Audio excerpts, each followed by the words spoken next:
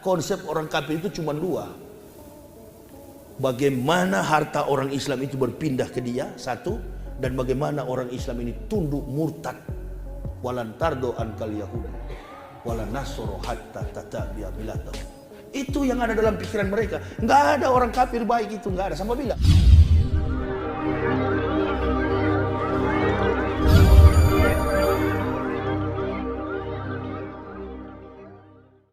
kalau sudah menjadi seorang muslim berarti harus adil. Umar bin Khattab pemimpin yang adil. Ini kan karena krisis keadilan negara kita ini. Yang disasar adalah umat Islam. Padahal umat terbesar muslim di dunia, Indonesia. Dan pemberi sumbangsi finansial terbesar negara adalah Indonesia. Muslim Indonesia. Metro Tipu kan pernah hitung itu. Bulan Ramadan kemarin. Pendapatan negara dari hasil umroh 200 sampai 200 lebih miliar per tahun. Belum lagi lil hajj, orang berhaji sampai nominal triliun. Orang-orang kafir ini ada sumbangan apa? Sumbangsi terbesar bagi negara ini adalah umat Islam. Jangan dihianati, nanti alam yang akan menghukum kita. Bencana apa lagi? Allahu Akbar. Kalau saya nonton, menangis saya, meleleh air mata saya. Allahu Akbar, ya Allah, ya Rabbi. Kesaksian para pengungsi, saudara-saudara kita dari tanah Jawa, dari tanah Minang, lari dengan anaknya berjilbab, girah untuk perang di dalam dada ini, jihad menyala-nyala. Kapan ya Allah, kenapa harus begini? Kita yang mayoritas pemberi sumbangan terbesar bagi benteng kekuatan Negara Kesatuan Republik Indonesia, NKRI, adalah umat Islam. Kezoliman yang terjadi. Pak Jokowi sebenarnya nggak begitu orangnya. Dari wali kota dulu dia sederhana kok. Tapi yang di kiri kanan ini, yang beberapa kafir ini, Pak Wiranto juga nggak begitu. Tapi ada beberapa kafir di belakang ini, karena mereka ambisi untuk menguasai menelan dunia. Kita orang Islam ada standar. Quran surah Al-A'la, qad aflahal man tazakka wa zakara rasma rabbih fasalla bal tusirunal hayatad dunya wal akhiratu khairu wa abqa. Jadi tujuan kita adalah akhirat, tujuan orang kafir adalah dunia. Modal dia kuat. Dia bikin supaya orang Islam itu memusuhi saudaranya. Masjid diinjak-injak, bahkan kemarin waktu sesudah Pilpres ada yang naik ke masjid membawa seekor anjing. Jadi berani ini kafir-kafir ini. Jamaah juga tidak boleh bertindak melampaui hukum. Jangan terpancing. Ini pancingan semua. Ya, kita minta kebijaksanaan dari polisi, dari petugas, dari aparat. Yang begini mau diapakan oleh hukum? Karena keadilan itu kan sudah dijelaskan oleh Rasulullah. Dunia ini akan tertib. Kiwamud dunia bi'arba'ati asa. Tertibnya dunia bergantung pada 4 orang. Yang pertama bi'ilmi ulama'i, ilmu para ulama. Ilmu para ulama. Nah kalau ulama kira-kira sudah jadi politikus, siapa lagi yang mau sampaikan ilmu? Hah? Tadi kan saya lihat ada ibu-ibu ini. Coba tanya ibu-ibu ini, siapa mereka yang janda muda? Enggak, janda muda yang ditinggalkan suaminya karena pergi menikah. Yang ada terbersit dalam pikiran dan hatinya, begitu suaminya menikah lagi adalah kekecewaan, marah, benci, bercampur kutukan, sumpah serapah. Kenapa? Karena dia berpikir bagaimana kos anak-anak ke depan, pendidikannya, kehidupan kos kesehariannya. Bingung ibu ini, si janda muda ini.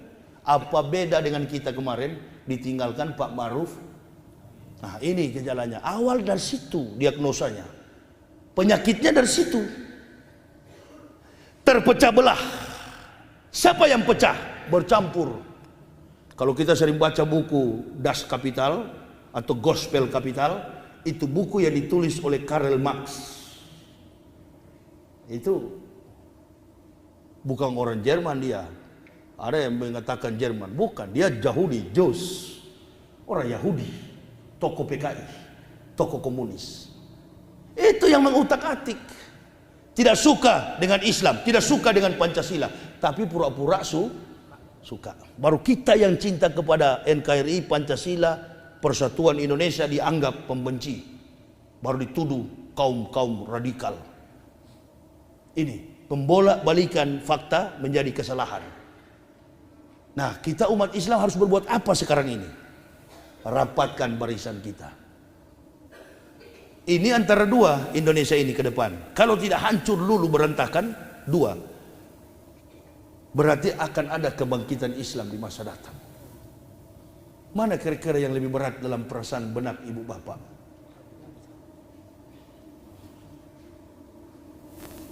Kebangkitan Islam, kita harus lihat juga siapa kira-kira yang membangkitkan. Karena di lapangan ini sudah pada tiarap. Hari apa itu saya di Pontianak ya? Sebelum ceramah nyanyi lagu Pancasila, lagu Indonesia Raya. Dengan wakil bupati Kabupaten Mempawah. Habis saya baru usah somat masuk. Baru saya tembak betul-betul di situ. Karena yang bikin acara ini seolah-olah masih ada perasaan pilpres kemarin. Mengaku diri paling Pancasila. Begitu saya ceramah saya bilang ini justru bukan Pancasila, anti Pancasila semua ini. Tunjuk di situ. Berhenti itu karena mau mengacaukan sistem bernegara itu orang-orang itu. Dia pura-pura mencintai Pancasila, tapi membenci saudaranya sama-sama Muslim.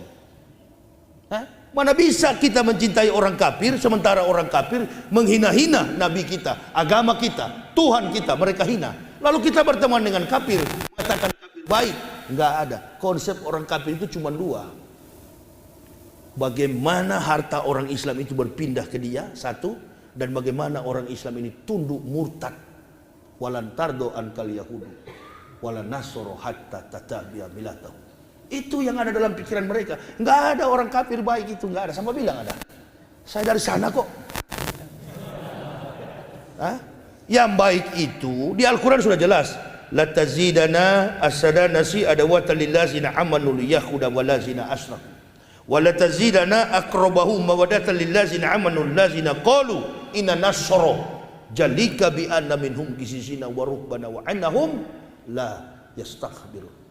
Kecuali ahli kitab yang mengatakan kami ini orang-orang Nasrani, mereka tidak lagi menyombongkan diri dan mereka mengakui kerasulan Nabi kita Muhammad sallallahu alaihi wasallam. Begitu dia masuk Islam, ahli kitab ini, maka Allah berikan hadiah besar sekali. Walau ana ahlal kitabi amanu wa taqaw lakafarna anhum sayiatihim wala atkalnahum jannatin naim. Diberikan surga yang penuh kenikmatan. Itu pendeta yang masuk Islam, saya dan keluarga. Amin ya Rabbal. Nah, berubah status. Masya Allah, dari ahli neraka jadi ahli surga. Dulu tuntun orang ke neraka, sekarang tuntun orang ke surga. Jadi saya tahu kemana jalan ke neraka. Antum belum tahu, saya sudah tahu. Gitu ya. Saya mau ke neraka, malaikat apa itu? Begitu di pintu neraka, Ridwan langsung WA ke Malik. Lik, ini rupanya keliru dia ke sini. Jadi jangan dulu katanya, over ke sana. Ini lihatnya Manado ini, tempat tanggal lahir 30 November, Manado 1970. Buang ke sana dia. Dia harusnya di neraka ini, Manado. Basis kafir di sana ya. Dulu, sekarang enggak. 2019 persentase umat Islam di Manado 51%. Lihat aja di Google, buka aja di Google. Persentase umat Islam di Manado tahun 2019 51%. Allahu Akbar.